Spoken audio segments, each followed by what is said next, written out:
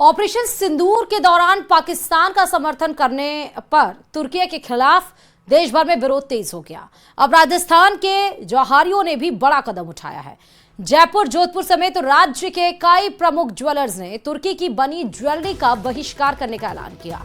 Jewellers ने साफ कर दिया है कि जब तक तुर्की पाकिस्तान का साथ देगा तब तक वे ना तो तुर्की की कोई ज्वेलरी बेचेंगे और ना ही तुर्की से व्यापार करेंगे। साथ ही उन्होंने इंडिया इंटरनेशनल ज्वेलरी प्रदर्शनी में तुर्की को स्टॉल नहीं देने की मांग भी उठाई है। तो एक के बाद एक किस तरह से भारत तुर्की पर चोट कर रहा है, आप ये देख सकते हैं। पहले तो सेब का बहिष्कार, फिर संगमरमर का बहिष्कार, फिर पत्थरों का बहिष्कार और अब ज्वेलरी का भी बहिष्कार किया गया है। और साफ तौर पर स्टॉल, जो इंटरनेशनल ज्वेलरी प्रदर्शनी होनी थी, उसमें तुर्की को स्टॉल भी नहीं देने की बात यहां पर सामने आई जा रही है। तो एक के बाद एक कड़ा चोट इसलिए क्योंकि अब ये तस्वीर साफ हो गई है कि जिस तुर्की का भारत ने साथ दिया, चाहे जब भूकंप आया था जिसमें हजारों की जान गई थी, ऑपरेशन सिंदूर चलाकर एक मानवता की मिसाल भारत की तरफ से पेश की गई थी। कोविड के टाइम में चाहे मेडिसिनल सप्लाई की बात हो या किसी और चाहे इंजेक्शन की बात हो, जहां पर भारत ने हमेशा खड़े होकर तुर्की का साथ दिया और जब मौका था साथ देने का भारत के, तो उसने आतंकिस्तान यानी पाकिस्तान का साथ दिया। और हर बार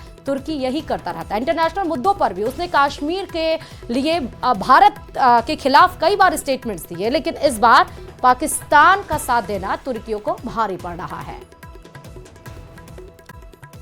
दिल्ली के मार्बल व्यापारियों ने तुर्की और पाकिस्तान के खिलाफ जोरदार विरोध प्रदर्शन किया है। तुर्की द्वारा पाकिस्तान का समर्थन किए जाने पर नाराजगी जताते हुए व्यापारियों ने तुर्की से आए मार्बल के टुकड़े तोड़ डाले और साफ कहा कि अब से वो तुर्की से कोई माल नहीं मंगवाएंगे। व्यापारियों ने ऐलान किया कि जो देश भारत के दुश्मन देश पाकिस्तान का साथ देगा, उसके साथ व्यापारिक संबंध खत्म किए जाएंगे। प्रदर्शन के दौरान पाकिस्तान और तुर्की दोनों के खिलाफ जमकर नारेबाजी हुई, जिसकी तस्वीर आपके सामने है।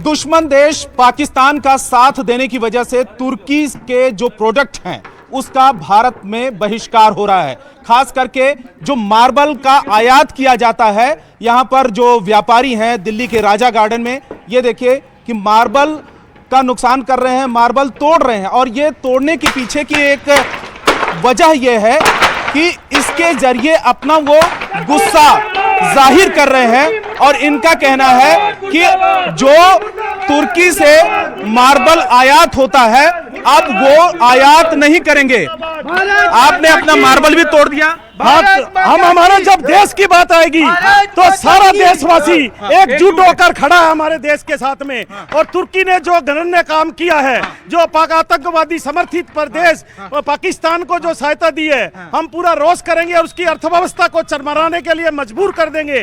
हम तुर्की से जो हमारा 2 से 2.5 हजार करोड़ का सालाना 10 लाख मीट्रिक टन पत्थर आ रहा है, हम उससे नहीं लाएंगे और हम पूरा यूरोप की ओर ट्रांसफर करेंगे उसको। अच्छा, ये बताइए कि आपका तो बहुत बड़ा कारोबार है मार्बल का यहाँ पे दिल्ली के राजा गार्डन में, ये जो तोड़ा है ये तुर्की का है? हाँ, ये तुर्की का है। मुला एक जगह है, हाँ। मुला के अंदर और करामान के अंदर जो पत्थर ज्यादातर हमारा वहीं से आता है तुर्की के अंदर में, हाँ। वो पत्थर तोड़ा, ये मुला का पत्थर है। अच्छा। हम पूरे तुर्की का बहिष्कार करते हैं।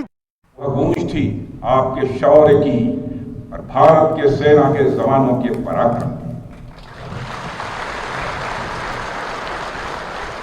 ऑपरेशन सिंदूर में भारतीय वायुसेना ने जो प्रभावी भूमिका निभाई है, उसकी सराहना इस देश में ही नहीं बल्कि दुनिया के दूसरे देशों में भी हो रही है। आपके इस ऑपरेशन में न केवल दुश्मनों को डोमिनेट किया है आपने, बल्कि उन्हें डेसिमेट करने में भी कामयाबी हासिल की है। आतंकवाद के खिलाफ चलाए गए इस अभियान को नेतृत्व हमारी एयरफोर्स ने ही किया और हमारी एयरफोर्स एक ऐसी स्काई फोर्स है जिसने अपने शौर्य, पराक्रम और प्रताप से आसमान की नई और बुलंद ऊंचाइयों को भी छू लिया है। मैं chief air marshal AP Singh को भी इसके लिए मैं बधाई देना चाहता हूं। उनके पूरे ऑफिसर्स, उनके पूरे टीम, उनके सारे जवानों को भी मैं बधाई देता हूं। और साथियों, कोई छोटी बात नहीं है कि हमारी एयरफोर्स की पहुंच पाकिस्तान के हर कोने तक है और ये बात पूरी तरह से साबित हो चुकी है तो हमारी तीनों फोर्सेस की, लेकिन आज एयरबेस पर आए हूं इसलिए मैं चर्चा कर रहा हूं। और आज स्थिति यह है कि भारत के फाइटर प्लेन बिना सरहद पार किए ही यहीं से उनके हर कोने तक सीधा प्रहार करने में पूरी तरह से सक्षम है। और पूरी दुनिया ने देख लिया है कि कैसे आपने पाकिस्तान की धरती पर मौजूद आतंकवाद के 9 ठिकानों को ध्वस्त कर दिया। बाद में की गई कार्रवाई में उनके अनेक एयरबेस भी तबाह कर दिए। ऑपरेशन सिंदूर के दौरान इंडियन एयरफोर्स ने केवल पराक्रम ही नहीं दिखाया है, बल्कि पूरी दुनिया के सामने प्रमाण भी दिया है। प्रमाण इस बात का कि अब भारत की युद्ध नीति और टेक्नोलॉजी यानी तकनीक भी दोनों बदल चुकी है। आपने प्रधानमंत्री मोदी जी के नेतृत्व में नए भारत का संदेश पूरी दुनिया तक इस बार पहुंचा दिया है।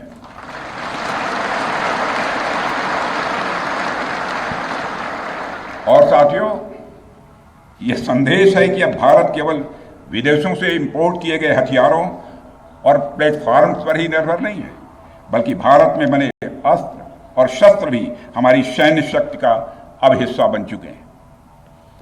अब भारत में बने और भारतीय हथियारों से बने हथियार भी अचूक और अभेद्य हैं। यह पूरे विश्व ने देख लिया है। ब्रह्मोस मिसाइल की ताकत को तो पाकिस्तान ने खुद स्वीकार कर लिया है। हमारे देश में एक कहावत काफी पुरानी है और वह है दिन में तारे दिखना।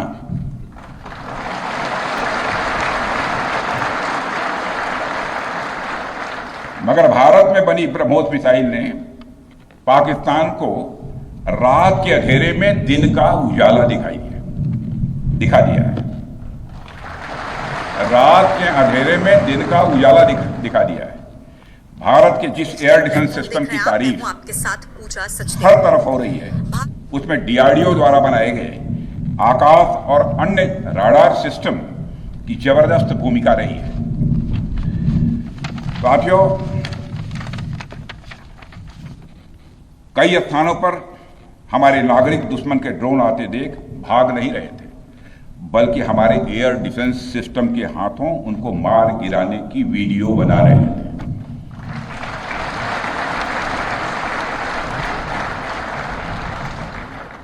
अब ड्रोन देखकर लोग भागने लगते हैं, लेकिन हमारे भारत के नागरिक वीडियो बना रहे थे। साथियों, आपने पाकिस्तान में मौजूद टेरर इंफ्रास्ट्रक्चर के खिलाफ प्रभावी कार्रवाई की है, मगर पाकिस्तान फिर से इस कोशिश में लग गया है कि ध्वस्त हुए आतंकी ढांचे को फिर से खड़ा किया जाए। वहां की सरकार पाकिस्तानी आम नागरिकों से लिया गया टैक्स जैशे मोहम्मद जैसे आतंकवादी संगठन के आका मसूद अजहर को करीब 14 करोड़ रुपए देने में खर्च करेगी, जबकि वह यूनाइटेड नेशंस डेजिग्नेटेड टेररिस्ट घोषित हो चुका है। इतना ही नहीं, लश्कर-ए-तोयबा और जैश ए मोहम्मद के मुरूद के और बहावलपुर स्थित टेरर इंफ्रास्ट्रक्चर को फिर से खड़ा करने के लिए पाकिस्तान सरकार ने आर्थिक सहायता देने की घोषणा की है। लेकिन निश्चित रूप से इंटरनेशनल मॉनेटरी फंड से आने वाले $1 बिलियन के बड़े हिस्से को टेरर इंफ्रास्ट्रक्चर को फंड करने में इस्तेमाल होगा, ऐसा मेरा मानना है। क्या यह इंटरनेशनल मॉनेटरी फंड IMF द्वारा, जो कि एक इंटरनेशनल ऑर्गेनाइजेशन है, उसके द्वारा इनडायरेक्ट फंडिंग इसे नहीं माना जाएगा? मैं दुनिया के लोगों के सामने यह सवाल रखना चाहता हूं। इसलिए मैं मानता हूं कि आज के समय में पाकिस्तान को किसी भी तरह की आर्थिक सहायता टेरर फंडिंग से कम नहीं है। भारत यही चाहेगा कि IMF पाकिस्तान को अपनी $1 बिलियन की असिस्टेंस पर वह पुनर्विचार करे और आगे भी किसी भी तरह की सहायता देने से